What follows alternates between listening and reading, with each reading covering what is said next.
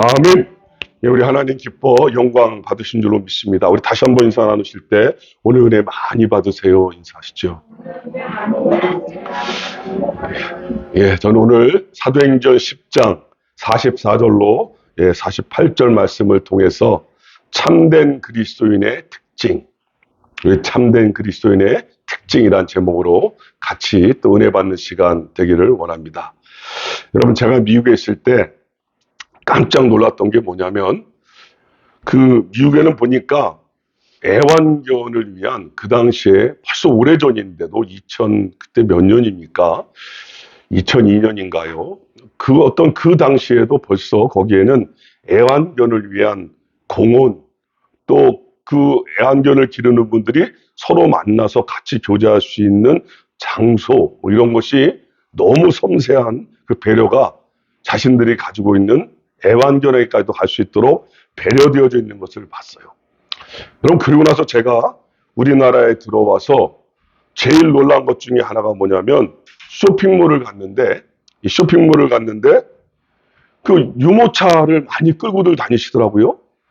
그래서 저는 우리나라가 저출산율이라 그래도 자녀들을 많이 낳았구나 하고, 이렇게 쇼핑몰이니까 그렇게 생각을 했는데, 가까이 가서 이렇게 보니까 아이들은 거의 없고요. 거의 다 강아지들을, 애완견을 이렇게 끌고 다니는 거예요. 그리고 이렇게 걸어가는데, 이렇게 막 큰, 이름은 제가 잘 모르겠는데, 아주 멋지더라고. 이 멋진 커다란 개들이 막 이렇게 자태를 뽐내면서, 입마개도 안 해요. 딱 뽐내면서 거기를 딱 마치 자기 영역처럼 활보하며 딱 걷는데, 제가 막 비켜줘야 돼요. 제가 막 비켜주고 피해줘야 되더라고요. 그러면서 제가 깜짝 놀랐는데, 알고 봤더니, 지금 애완견이 우리나라 그쪽에 있는 분들이 1,500만이 넘는다는 거예요. 그러니까 이렇게 하나 건너서 보시면 지금 다 애완견을 기르고 있다는 거 아니겠습니까? 그래서 제가, 그래서 그랬구나라는 거를 실감할 수가 있었어요. 그런데 여러분, 죄송하고도 제가 힌두교 선교지에 있을 때는 그야말로 이 들개와의 전쟁이었습니다. 여러분, 가난한 나라에서 개를 누가 집에서 키우겠어요? 자신들 먹을 것도 없는 상황인데, 그러다 보니까 길거리마다, 제가 선교지에 있을 때는 이 들개들이 막 득실득실 거렸어요. 특별히요, 밤이 돼보세요. 눈이요, 약간 불구스름해지면서 번쩍번쩍해요. 그러면서 사람이 지나가잖아요. 아주 무섭게 달려줍니다. 아주 무섭게 달려들어요. 자신의 영역을 침범했다는 거잖아요.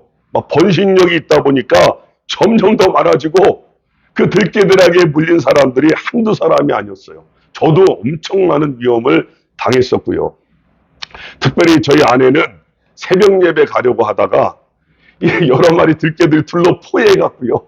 막 지저대니까 가지도 못하고 하지도 못하고 그런 두려워 떨었던 그런 경험도 있거든요. 이 집단으로 다니더라고요. 그리고 영역 싸움이 아주 거칠게 하고 있더라고요. 여러분, 그런데 왜 그렇게 못 사는 나라에서 그 개들이 기고만장할까 봤더니, 그 개들에게 못 사는 나라에서 꽃다발을 걸어주고 그 개를 신으로 섬기는 날이 정해져 있더라고요. 그 날이 있는 거예요. 그래서 그러다 보니까 그 개들이 볼 때는 저희들이 무서워 보이죠. 왜요? 자기들 신으로 대접받으니까. 그리고 소는 말할 것도 없고요. 여러 원숭이, 까마귀, 이런 것도 다 신으로 대접을 받는 거예요. 그런데 그것이 종교가 되고, 그 행위가 세월이 흘러가다 보니까 그 말도 안 되는 것이 해마다 지켜지는 종교적 전통이요, 규율이요, 관습이 되어버렸어요. 여러분, 그렇게 고착화되고 나니까 우리에게는 이상해 보일 수 있는 것들이 그들에게는 너무나 지극히 당연한 것이 되어버린 것이죠. 여러분, 1,500만 시대에 지금 그들이 쇼핑을 다니는 걸 이제는 이상하게 여기는 사람이 거의 없게 되어버리잖아요. 그렇죠? 여러분, 그와 마찬가지로 오늘 우리가 보고자 하는 본문의 주인공들, 유대인들이 바로 그런 사람들이었다는 것이죠. 그들은 수천 년의 역사를 거쳐오면서 자신들만이 하나님의 선택을 받은 백성이다라고 하는 선민의식을 가지고 살았어요. 여러분, 그 사상은 결국 다른 민족들 보기를 개보다 못한 천민으로, 이방인으로 보게 된 것이죠. 그래서 그들과 만나거나 그들과 식사하거나 그들과 교제하는 것 자체가 불결한 것이고 죄를 짓는다고까지 그들은 여기는 상황까지 가버리게 된 겁니다. 그러니 당연히 예수님을 믿어도 그들에게 복음을 전한다는 것은 상상도 못한 일이죠. 자신들만의 구원, 자신들만 택함받은 백성이라는 강한 의식이 전통적으로 문화적으로 자리 잡게 되었던 것이죠. 여러분, 그런데 바로 그들 위에 무엇이 임했습니까? 오순절날 성령님께서 강력하게 강림하셨어요. 그리고 그들은 그 성령님으로 충만해졌습니다. 그런데 놀라운 사실은 그렇게 성령 충만함을 체험한 이후에도 그들은 계속적으로 유대인 그리스도인으로만 남아 있었다는 사실이죠. 그 한계와 그 영역을 벗어나지를 못했던 거예요. 예수님을 믿음으로 말미암아 구원을 받는 백성이 아직도 성령님이 임했는데도 자신들의 민족, 유대인뿐이라는 사상의 사고에 고집에 아직도 붙잡혀 있었던 거예요. 여러분, 그래서 다른 사람도 아닌 예수님의 제자도 그런 생각을 가지고 있기 때문에 하나님께서 드디어 간섭하셔서 베드로를, 그 사고를 깨뜨려 버리신 거예요. 바로 그 사건이 우리가 보고 있는 사도행전 10장에 나오는 베드로와 고넬료의 만남. 우리가 읽은 거예요. 우리는 뒷부분을 읽었습니다. 여러분, 그것이 깨어져야만 하나님의 뜻이, 하나님의 나라가 이루어지기 때문에 하나님께서는 그렇게 베드로와 고넬료의 만남을 준비해 놓으셨던 거죠. 오늘 우리는 본문을 통해서 두 가지만 집중해서 조명해 보기를 원합니다. 첫 번째는 우리 그리스도인의 특징은 하나됨인데, 그 우리가 하나 될 수 있는 비결은 다른 것이 아니라 성령님으로만 가능하다는 것. 또 하나, 우리 그리스도인의 특징은 그리스도인은 은혜를 나누며 사는 사람들이다. 이것을 제가 구체적으로 설명해 드리겠습니다. 먼저 그리스도인의 하나됨은 성령님으로서만이 가능하다. 우리 45절 말씀 같이 한번 읽어보실래요? 45절 말씀. 예. 오늘 본문 사도행전 10장 가보시죠. 사도행전 10장. 예. 사도행전 10장 45절 말씀 같이 한번 읽습니다. 시작. 베드로와 함께 온 할례 받은 신자들이 이방인들에게도 성령 부어 주심으로 말미암아 놀라니. 아멘. 여러분, 지금 유대인과 이방인이 하나가 되어 있는 거예요. 도저히 불가능한 일이 이루어졌어요. 정말 베드로와 또 함께한 형제 유대인들은 깜짝 놀랄 수밖에 없었죠. 지금 그들이 하나가 됐으니까요. 유대인과 이방인이 하나 되었다고 하는 것은 깜짝 놀랄 수밖에 없는 일이에요. 여러분, 여기 놀라다의 원어는 단순한 놀람이 아니라 영어로 말한다면 어메이징한 거예요. 도저히 믿기지 않는 사건이 발생한 것이죠. 왜 그럴까요? 그들 자신도 이렇게 성령님께서 자기들에게 임한 것과 똑같이 그 이방인들에게 임할 줄은 자신들도 상상도 못했기 때문인 거예요.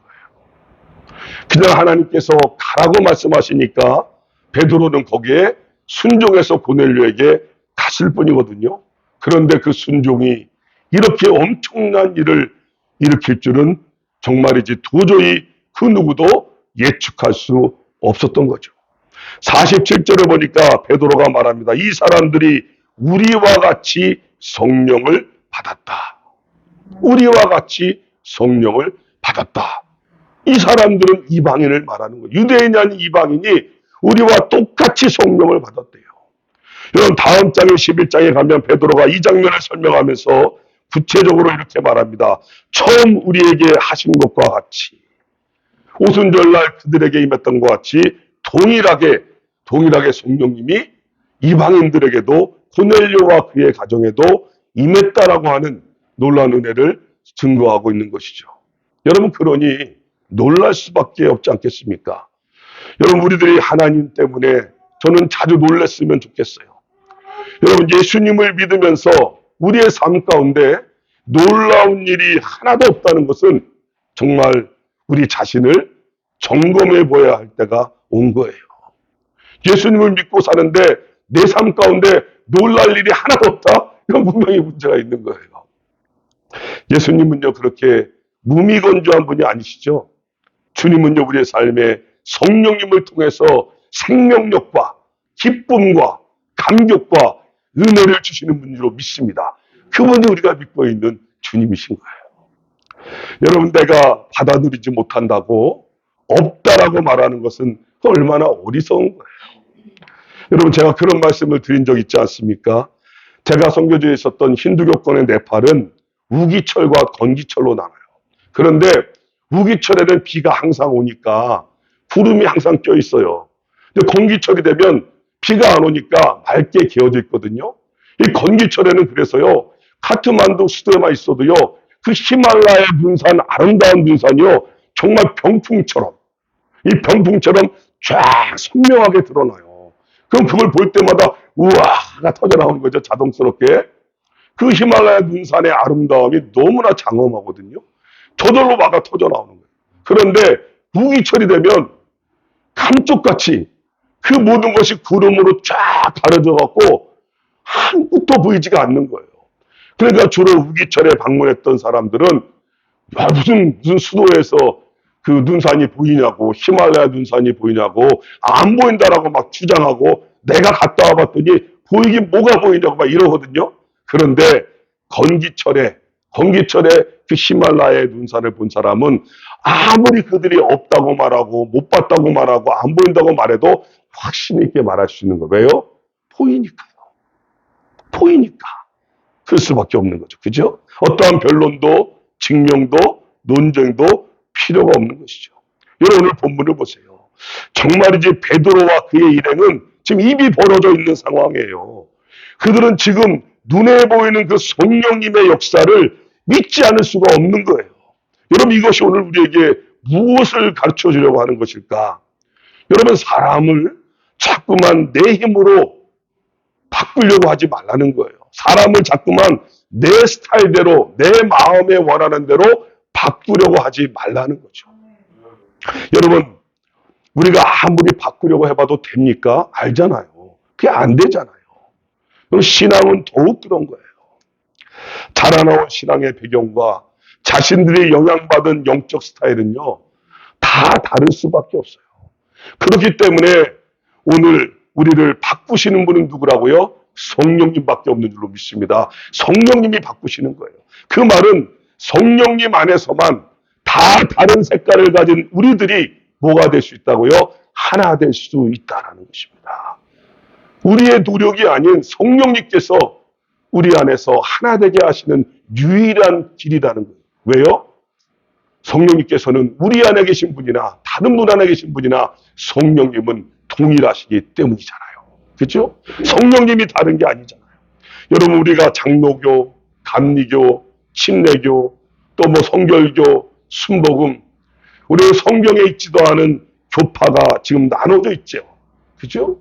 교파는 나눠져 있을지 모르지만 성령님은 절대로 나눌 수가 없는 거 아닙니까?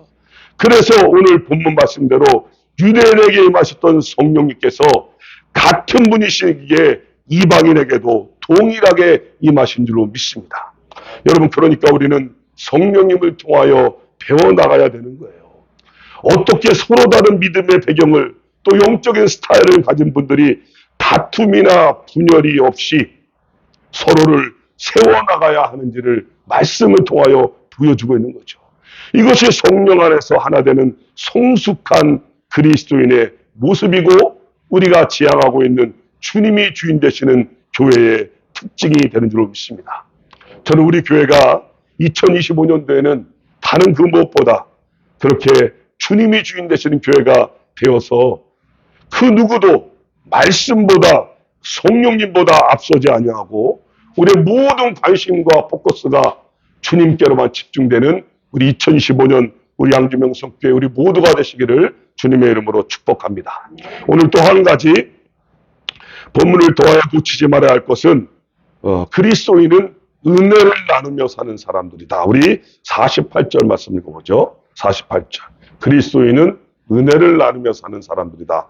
48절 시작. 명하여 예수 그리스도의 이름으로 세례를 베풀라 하니라. 그들이 베드로에게 며칠 더 머물기를 청하니라. 아멘. 여러분, 제가 분목사로 있을 때 그 교회는 분목사에게 구역을 맡겼는데, 근데 사실 분목사가 그 많은 구역을 다 감당하기에는 너무 힘든 거예요. 너무 많은 거예요. 감당할 수가 없어요. 그런데 부목사님들보다 더 열심히 일하는 분들이 있었어요. 바로 그분들이 누구예요? 구역장님이고 또 권찰님들이었어요. 그분들이 매주 구역을 돌보고 구역 모임을 갖고 또 같이 그들을 돌아보면서 또 문제가 생기면 저한테 얘기를 해주고 그렇게 하나가 되어서 돌아갔습니다. 그러다 보니까 그 구역 모임이 너무 은혜롭고 좋은 거예요. 그래서 교회는 안 나와도 그 구역 모임에 참석하는 분들이 제법 늘어나는 거예요. 처음부터 교회 나오기는 힘들지만 그 모임이 너무 좋으니까 그 모임 속에서 위로도 받고 힘을 얻다가 자연스럽게 교회로 나오는 분들이 생기게 되었던 것이죠. 그만큼 그 속에 은혜가 있고 그렇게 섬기는 분들을 통하여 은혜는 흘러가게 되어 있는 거 아니겠습니까? 여러분, 그리스도인의 삶의 특징이 뭐라고요? 은혜예요. 우리 그리스도인의 시작점은 은혜로 시작하는 거잖아요. 그 받은 은혜를 서로 나누는 것이 얼마나 중요한지를 오늘 본문이 우리에게 가르쳐줍니다. 여러분, 제발 좀 남을 험담하거나 비난하는 그런 초보 단계의 신앙은 이제 걸음마 신앙은 넘어서야 되지 않겠어요? 그죠? 아직도 그러고 있다면 나는 나 애기야. 나 좀 제발 좀 봐줘. 이렇게 말하는 거나 마찬가지예요. 여러분, 우리가 은혜를 나눌 때 은혜는 반드시 거기에 멈춰서지 않죠. 그 은혜를 통하여 주님의 사랑은 흘러가게 되어 있어요. 흘러가게 되어 있는 거예요.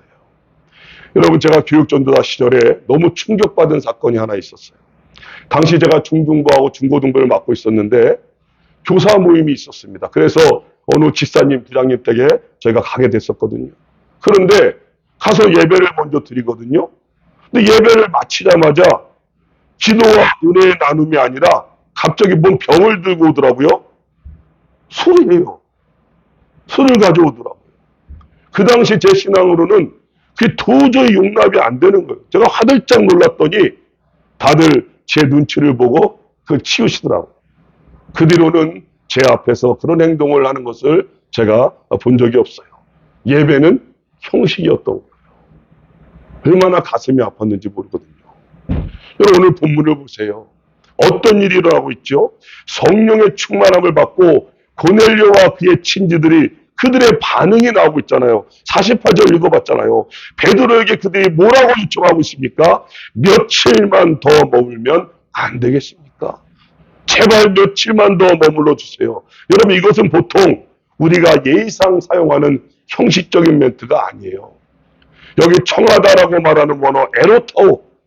이 에로타오는요, 온 마음을 다해서 간청한다는 뜻이거든요.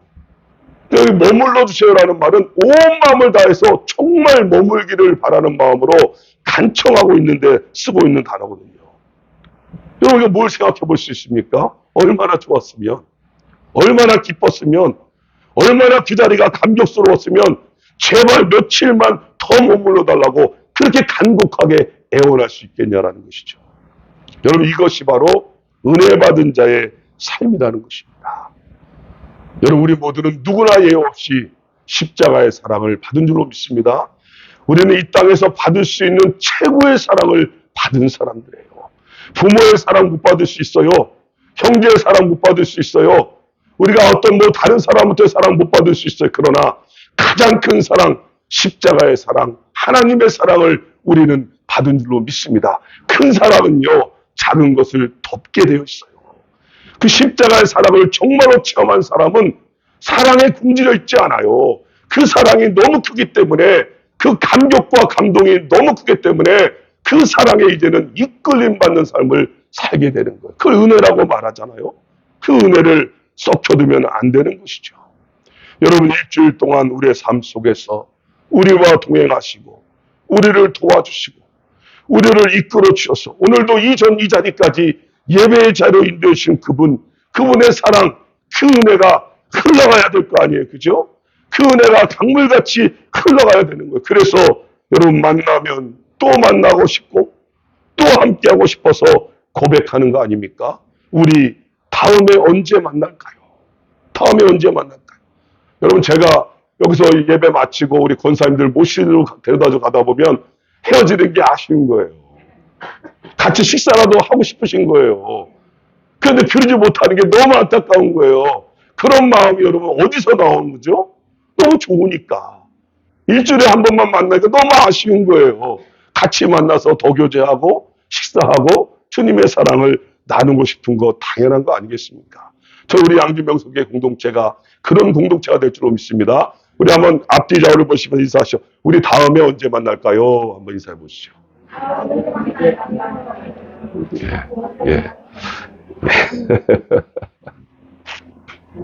여러분, 이 모습이 사실은 초대교회 모습이에요. 그러니까 너무 큰 교회 부러워하지 마세요. 너무 큰 교회하고 너무 화려한 거 부러워하지 마세요. 우리 다음에 언제 만날까요? 이것만 이루어지는 공동체라면 하나도 부러울 거 없어요. 그죠?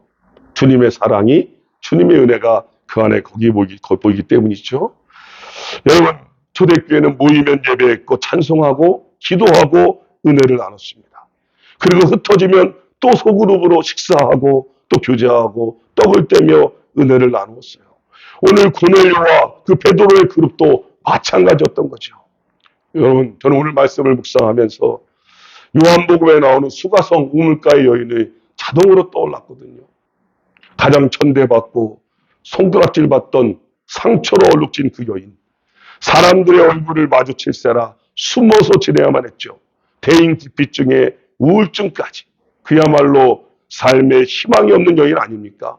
사람들이 속삭이는데 다 자기를 욕하는 것 같고 자기를 저주하는 것 같이 느껴져요. 그래서 그녀는 사람이 없는 그 대낮 가장 뜨거운 시간에 먹고 살아야 되니까 물을 뜨러 그녀는 우물가로 향할 수밖에 없었던 것이죠. 근데 거기에 누가 계셨어요? 바로 우리 주님이 그녀를 만나기 위해서 바로 그 자리에서 기다리고 계셨죠. 여러분, 그녀는 바로 그곳에서 주님을 만났고 그 감격과 기쁨으로 자신의 동네로 뛰어들어왔습니다. 그리고 큰 기쁨으로 외친 거예요. 와서 보라. 여러분, 그녀의 그 말을 듣고 어안이 벙벙해진 마을 사람들이 누구보다 그녀를 잘 알았잖아요. 놀라움으로, 너무 놀라우니까 한번 예수님이란 분을 만나고 싶지 않겠어요? 예수님께로 나아갑니다. 그리고 그들도 그곳에서 예수님을 만나는 감격과 기쁨을 동일하게 누리게 되는 거예요. 그리고 나서 그들이 예수님께 뭐라고 말하는지 아십니까? 오늘 본문에 쓰인 단어와 똑같은 단어로 그들이 예수님께 요청하고 있어요. 그것이 뭡니까? 에로터. 조금만 더 여기에 머물면 안 되시겠습니까? 너무 좋고 너무 기쁘니까 그 주님과 조금이라도 더 같이 있고 싶으니까 그 은혜 가운데 더 살고 싶으니까 조금만 더 여기에 머무르시면 며칠만 더 머무르면 안 되겠습니까? 그 에로터 간절한 애절함을 담아서 그렇게 요청하고 있는 거 아닙니까? 여러분, 이것이 바로 은혜 받은 사람의 특징이고 모습이라는 거죠. 우리는 은혜 없이는 살 수 없는 사람들이에요. 우리가 무엇로 살 수 있습니까? 그죠?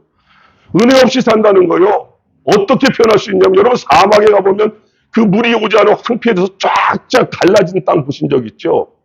그리스도인이 은혜 없이 산다는 건요, 바로 그런 황폐함이에요.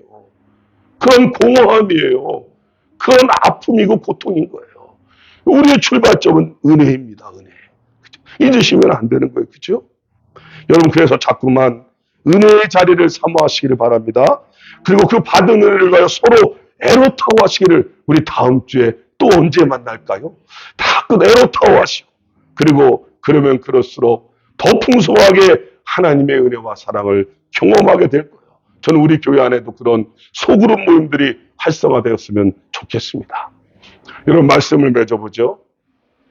제가 94년도 1월에 단기 선교사로 200불을 지원받고 저희 가정이 싱가포르로 파송받아 갔어요. 여러분, 그 당시 저희 부부에겐 너무 고통스럽고 힘든 기간이었어요. 왜냐하면 여러분, 200불 가지고 산다고 생각을 해보세요.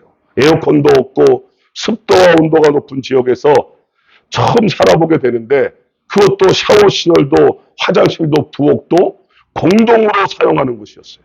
중국 사람이 주인이었는데 얼마나 시끄럽고 냄새가 나고 그러는지, 조그만 거기에 방 한 칸에 가구도 없이 가방 2개만 가지고 선교사의 삶을 시작했어요.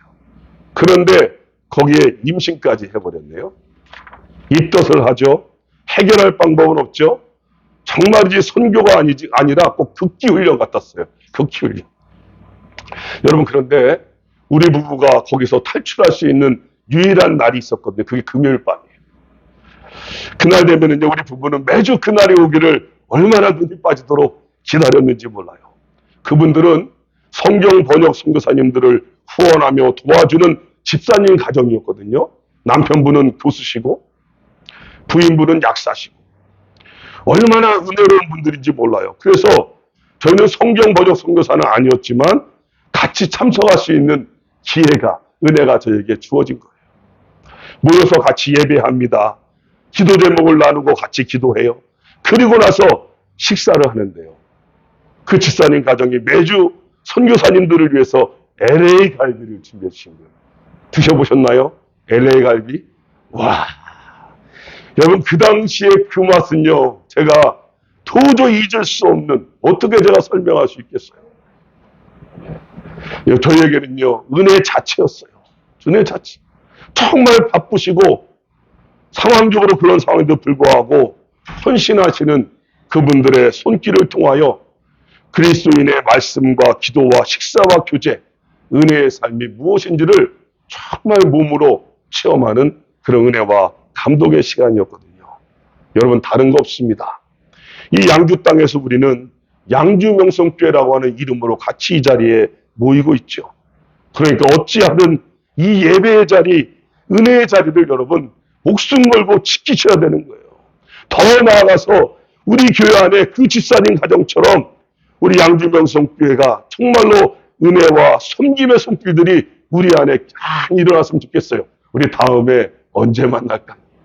예, 언제 만날까? 여러분, 만나시는데 차가 없어 못 가면 저를 불러주세요.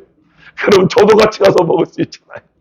그렇게 하나님의 은혜와 사랑이 우리 안에 흘러넘치는 우리 양주명성교회 축복의 장소가 되기를 주님의 이름으로 축복합니다. 기도하시겠습니다. 하나님, 참 너무 감사합니다. 그리스도인의 삶의 특징이 무엇인지를 다시 한번 말씀을 통하여 재정립해 주시니 하나님 너무 감사합니다. 하나님, 우리가 우리의 힘과 노력으로 아무리 애를 써본들 우리는 하나 될 수 없는 존재임을 알고 있습니다. 그러나 성령님, 우리 안에 계신 그 동일한 성령님을 의지할 때 비로소 우리는 하나 될 수 있음을 배웠습니다. 또한 하나님 우리에게 베풀으신 그 은혜가 얼마나 크고 깊은데 그 십자가의 사랑, 그 은혜를 날마다 누릴 뿐만 아니라 이제는 애로타워하며 서로 나누는 가운데, 그 은혜를 나누는 가운데 더 큰 하나님의 축복을 경험하는 우리 모든 성도님 될 수 있도록 축복하여 주시옵소서. 예수님의 이름으로 기도드리옵나이다. 아멘.